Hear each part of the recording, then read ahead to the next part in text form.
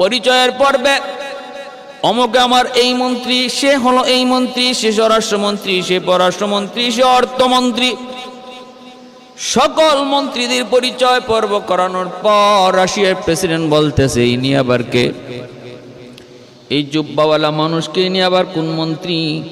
জামাল আবু নাসের বলতেছে, না, ইনি আমার কোনো মন্ত্রী নন, ইনি হলেন আমার দেশের কারি।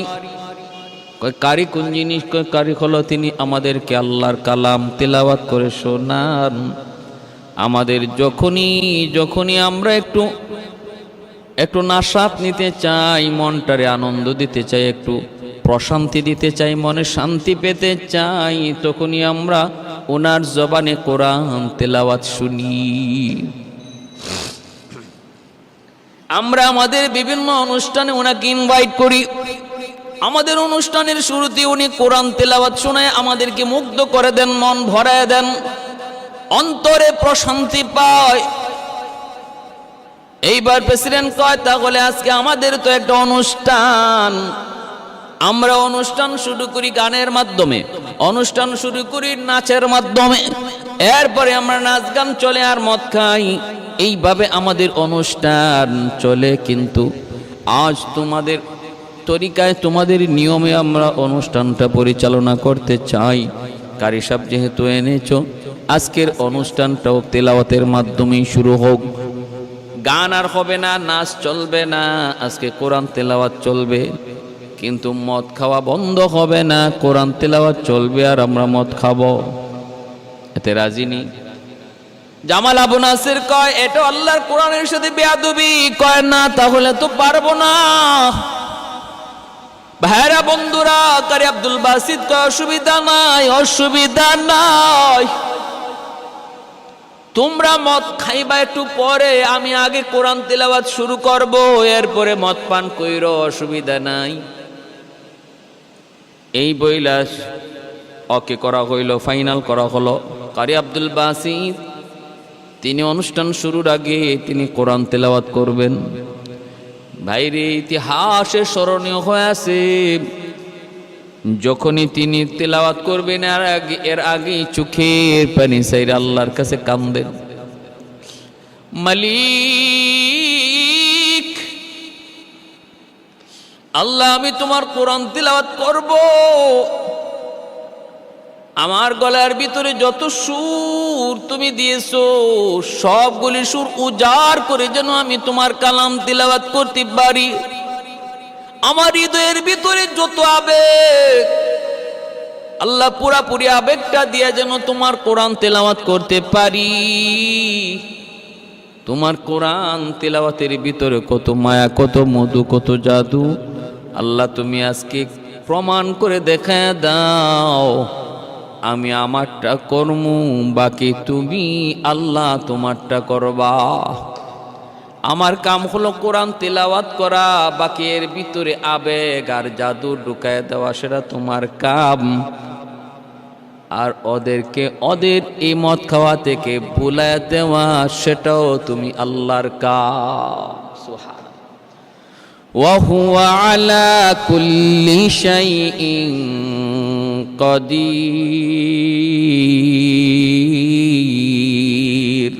কাদিরে কুদরত দারি হরচে খাহি আকুনি।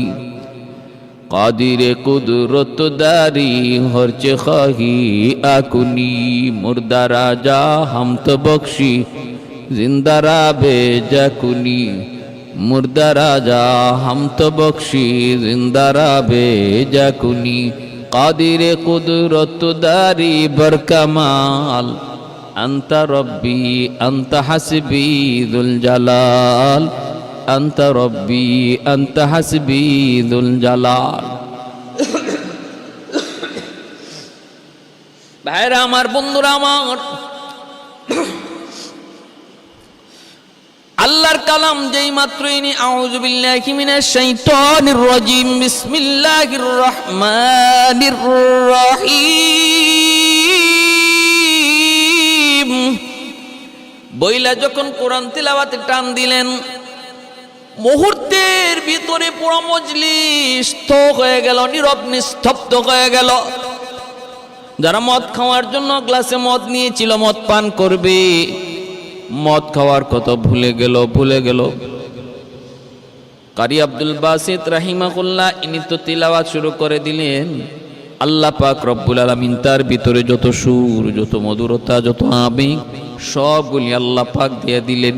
মুহূর্তের ভিতরে পুরো মজলিসটা যেন একটা জাদুগ্রস্ত হয়ে গেল। কারোর দিকে কারো কোনো খেয়াল নাই, সবাই যেন মোহ হয়ে গেছে। হাতের ভিতরে মদ পান করবে, খবর নাই, কেউ কারো দিকে কোনো নজরও রাখে না। আল্লাহর কালাম তিলাওয়াত শেষ হলো, তারপরে তাদের হুঁশ ফিরল। এইবার জামাল আবু নাসের তাকে দেখেন, মন্ত্রী পরিষদ রাশিয়ার যা আছে, খ্রিস্টান যাদের হাতে ছিল মদ, চোখের পানি জড়ায় জড়ায় কাঁদতেছে। তিনি এবার জিজ্ঞেস করেন, তোমরা কান্না করো কেন? কি জন্য? তোমরা কি এর অর্থ বুঝেছ? কয় না, অর্থ তো বুঝি নাই। তাহলে কান্না করো কেন? কই জানি না, তবে এতটুকু বলতে পারি, এত সুন্দর কণ্ঠ, এত সুন্দর সুর, এত আবেগ আমরা জীবনে কোনোদিন কোনো গানে পাই নাই, কোনোদিন কোনো কথায় পাই নাই। এত সুন্দর আবেগ, এত সুন্দর সুরের ভিতরে কি মধু, কি জাদু। আমরা জীবনে কোনোদিন এত সুন্দর সুর শুনি নাই, এত সুন্দর কণ্ঠ আমরা জীবনে শুনি নাই। কি শুনাইছো? ও জামাল আবু নাসের, আমাদের মন হলো অশান্ত, আমাদের মনে শান্তি নাই, সব সময় পেরেশানি লেগে থাকে। এই পেরেশানি মন, অশান্ত মনকে শান্ত করার জন্য আমরা মাঝে মাঝে অনুষ্ঠান করি। ওই অনুষ্ঠানে আমরা নাচ গান করি, মদ খাই, অন্তরের শান্তি আনার জন্য, একটু প্রশান্তি পাওয়ার জন্য। কিন্তু না, সাময়িক যদিও আমরা প্রশান্তি পাই, এই প্রশান্তি পরবর্তীতে আমাদের জন্য অশান্তি হয়ে দাঁড়ায়। হায়, আজকে আমরা মনের ভিতরে যে শান্তি পেয়েছি কোরআন তেলাওয়াত শুই না। এর জামাল আবু নাসের, তাহলে তুমি শোনো, যদি এমন কারি আমাদের দেশে থাকতো, তাহলে আমরা কোনোদিন নাচ গান করতাম না, আমরা কোনোদিন মদ খেয়ে আনন্দ করতাম না। এমন আনন্দ যদি, এমন কারি যদি আমাদের কাছে থাকতো, তাহলে প্রতিদিন আমরা কোরআন তেলাওয়াত শুনতাম। ভাইরা আমার, এজন্য বলতেছিলাম, ওই মন্ত্রী পরিষদ, রাশিয়ার প্রেসিডেন্ট সহ সবাই বলতেছে, কারি ও জামাল আবু নাসের, এমন একজন কারি যদি আমাদের দেশে থাকতো, তাহলে আমরা কোনো অনুষ্ঠানে নাচ গান করতাম না, মদ খাইতাম না, আমরা আনন্দ করতাম আল্লাহর কোরআন তেলাওয়াত শোনার দ্বারা, কারি সাহেবের তেলাওয়াত শোনার দ্বারা। ভাইরা বন্ধুরা, জন্য বলতেছিলাম রে ভাই, আল্লাহর কোরআন শুধু মুমিনকেই শুধু দিল গলায় দেয় না, আল্লাহর কোরআন অমুসলিম কাফেরদেরও দিল গলায় দেয়। এ ভাই, আমেরিকাতে একবার একটা প্রতিযোগিতা হলো বিভিন্ন ধর্মীয় গ্রন্থের। ওই ধর্মীয় গ্রন্থের অনুষ্ঠানে যোগ দেওয়ার জন্য কারি আব্দুল বাসিত তিনিও গেলেন।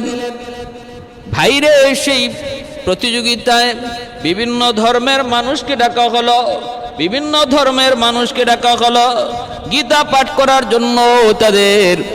তাদের ধর্মীয় নেতা, এমনিভাবে খ্রিস্টানদের ধর্মীয় নেতা, ইহুদিদের ধর্মীয় নেতা, বৌদ্ধদের ধর্মীয় নেতা সবাই যায় হাজির হলো তাদের ধর্মীয় গ্রন্থ পাঠ করার জন্য। প্রথমেই ডাকা হলো গীতা। শুরু করেছে হোম নম ভগবতী বাসুরে বায়া।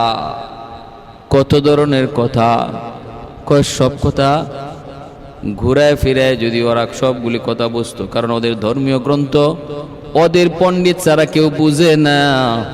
যারা বুঝে ওরা জানে এই ধর্মীয় গ্রন্থের ভিতরে ইসলাম ধর্মের কথা আছে, আমার নবীর কথা আছে। 10 মিনিট করে টাইম, 10 মিনিট গীতা পাঠ করলো, লাল বাতি টিপ দিল, সময় শেষ। এরপরে হাজির হয়েছে ত্রিপিটক। তার জন্য 10 মিনিট হোম শান্তি, হোম শান্তি। বুদ্ধাং শরণাং গচ্ছামি, ধম্মাং শরণাং গচ্ছামি, হোম শান্তি, হোম শান্তি। হলুদ শাড়ি পরে দেখেন না, এরম করে না করে না বৌদ্ধরা। এই বৌদ্ধরা মায়ানমারে যে মুসলমানের উপরে নিষ্ঠুর নির্যাতন করেছে, যেই মায়ানমারে যে তাণ্ডব ঘটাইছে রে ভাই, এজন্য আমি তো বলি এই বৌদ্ধরা কের হোম শান্তি কইব, এদের তো বলা উচিত ছিল হোম অশান্তি, হোম অশান্তি।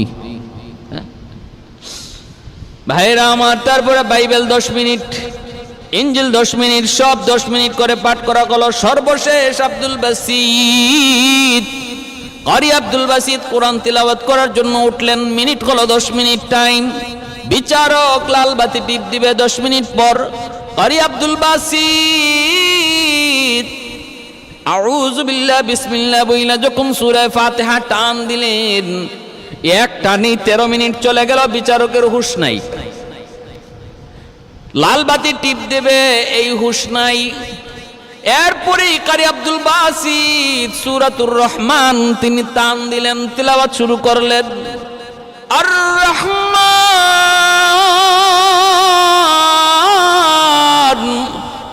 আল্লামাল কুরআন খালাকাল ইনসানা আল্লামাহুল বায়ান।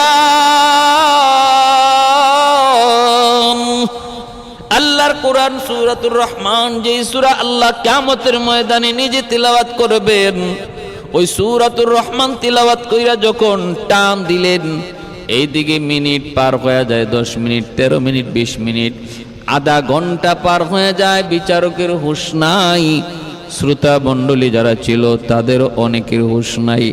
আধা ঘন্টা পরে একজন আরেকজনকে ধাক্কা দেয়, কয় কোথায় আছো? কয় তা তো জানি না। বিচারকের পাশে যায় তারা ধমক দিছে, বিচারককে যায় টুস করেছে। বিচারক কয় কি ব্যাপার, কি কয় কি হয়েছে? লাল বাতি টিপ দেন।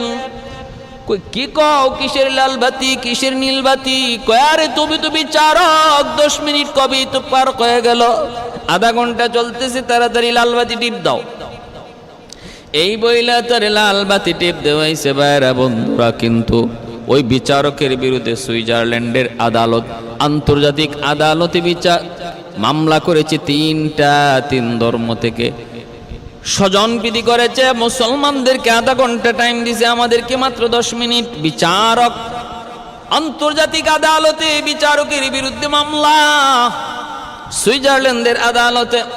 ভাইরা বন্ধুরা, বিচারক যখন জিজ্ঞেস করল, আন্তর্জাতিক বিচারক যখন জিজ্ঞেস করলো কি ব্যাপার, আপনি এমনটা কেন করলেন, কি জন্য করলেন, জবাব দেন। তখন বিচারক বলতেছে, জাহাপনা, আমি আপনার কাছে একটা কথাই শুধু জানতে চাই, বলুন তো, যার হুঁশ আছে তার বিচার হয় না, যার হুঁশ নাই তার বিচার হয়? বিচার কার হয়? কয় বিচার হয় যার হুঁশ আছে, যার স্বাভাবিক জ্ঞান আছে তার। কয় যে পাগল, যার স্বাভাবিক জ্ঞান নাই, তার কি কোনো বিচার আছে? কয় না, কোনো বিচার নাই।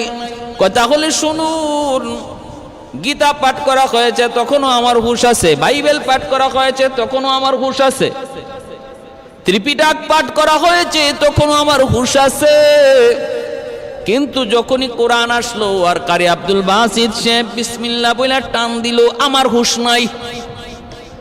আমি যে কোথায় কোথায়, আমি জমিনে না আসমানে, পানিতে না বাতাসে, আমি জিন্দা না মুর্দা, তাও আমার তখন হুঁশ ছিল না, হুঁশ ছিল না। কিসের লাল বাতি আর কিসের নীল বাতি, কিসের 10 মিনিট আর কিসের 20 মিনিট, আমার তো কোনো হুঁশই ছিল না। অতএব আমি তো আমার এই ক্ষেত্রে আমি তো আমার কোনো দোষ দেখি না। প্রধান বিচারক ফয়সালা দিয়ে দিল, বেকসুর, খালাস। কারণ বিচার হয় যার স্বাভাবিক জ্ঞান আছে। ওই মুহূর্তে বিচারকের স্বাভাবিক জ্ঞান ছিল না। ভাইরা বন্ধুরা, জন্য বলতেছিলাম, আল্লাহর কালামকে ইজ্জত করো, সম্মান করো। আল্লাহ তোমাকে সম্মানী বানায় দিবে, ইজ্জতওয়ালা বানায় দিবে। ভাইরা বন্ধুরা, কোরআনের সাথে বেয়াদবি কইরো না। বেয়াদবি করলে কোরআনের ক্ষতি হবে না, তুমি ধ্বংস হয়ে যাবে, তুমি ধ্বংস হয়ে যাবে। কয় কোরআনকে ইজ্জত করব কেমনে? কয় কোরআনের প্রতিষ্ঠানকে ইজ্জত করো, সম্মান করো। কোরআনকে সম্মান করব কেমনে? কোরআনওয়ালাদেরকে ইজ্জত করো, সম্মান করো। উলামায়ে কেরামকে সম্মান করি কেন? কয় কারণ তাদের সিনে আল্লাহর কালাম।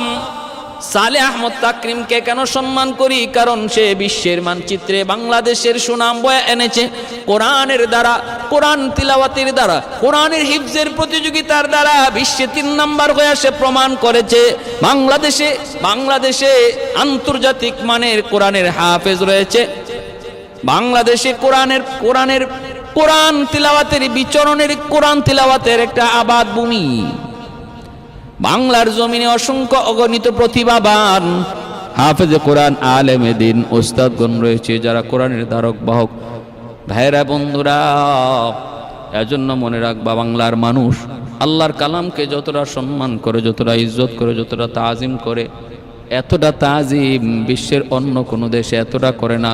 কোরআনের তাজিম বাংলার মানুষ যতটা করে। আমরা তো হজে গেছি, দেখছি বিভিন্ন দেশের মুসলমান কোরআন শরীফ তেলাওয়াত কইরা মা পায়ের উপরে কোরআন শরীফ, নিজের পায়ের উপরে কোরআন রেখে ঘুমায় গেছে। কেউ বা এই উরাতের মধ্যে কোরআন রেখে তেলাওয়াত করতেছে। তাদের এই স্বাভাবিক জ্ঞান, স্বাভাবিক বুঝটাও নেই, স্বাভাবিক বুঝটাও নেই যে আল্লাহর কালাম এর ইজ্জত, এর সম্মান। কাবা শরীফের দিকে পা রেখা পা মেলায় বসে রয়েছে, এটাকে কোনো খারাপ কিছুই মনে করতেছে না। কিন্তু বাংলাদেশের মুসলমানের অন্তরে এই জিনিসটা খুব বেশি, তাজিম, ভক্তি, শ্রদ্ধা, এই জিনিসটা বেশি। মারলেও পিটাইলেও একজন বাঙালি মুসলমান কোরআন শরীফ পায়ের উপরে রাখতে পারবে না, তিলাওয়াত করবে না, পারবে? এটা কোনোদিন অসম্ভব, কোনোদিন হবে না। আরে হাজরিন, আল্লাহ এই তাজিমের খাতিরে বাংলার বহু মুসলমানকে আল্লাহ পাক, আমি আশা করি, সুফিয়ানে কেরাম আশা করে, আল্লাহওয়ালারা আশা করে যে ভক্তি শ্রদ্ধা, যে একজন মুসলমান সহজে কাবা শরীফের দিকে পা দেয় না। আরে কাবার সামনে পা রাখা তো দূরের কথা, হাজার হাজার মাইল দূরে, সেখানেও যদি বুঝে যে এইদিকে আল্লাহর ঘরখানায় কাবা, ওইদিকে পা রাখে না, এতটুকু তাজিম, এটা নাজাতের উসিলা হতে পারে না? অবশ্যই পারে, এটা নাজাতের উসিলা হতে পারে। এজন্য উসিলা বানাও আল্লাহর কোরআনের তাজিম। আমি মাদ্রাসাকে মহব্বত করি, এটা আমার নাজাতের উসিলা। উলামায়ে কেরামকে মহব্বত করি, এটা আমার নাজাতের উসিলা, এটা নাজাতের উসিলা। দাকাইকুল আখবার নামক কিতাবের মধ্যে ইমাম গাজ্জালি রহমতুল্লাহি আলাইহি মায়ার নবীর এক হাদিস এনেছেন।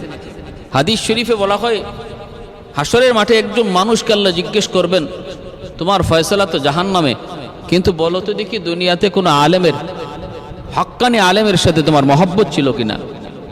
বলবেন, আগো মালিক মনে পড়ে না। আল্লাহ পাক বলবেন, তাহলে একজন হকপন্থী আলেমের মজলিসে তুমি বসছিলা কিনা একটু বলো তো? কয় না গো আল্লাহ, তাও মনে পড়ে না।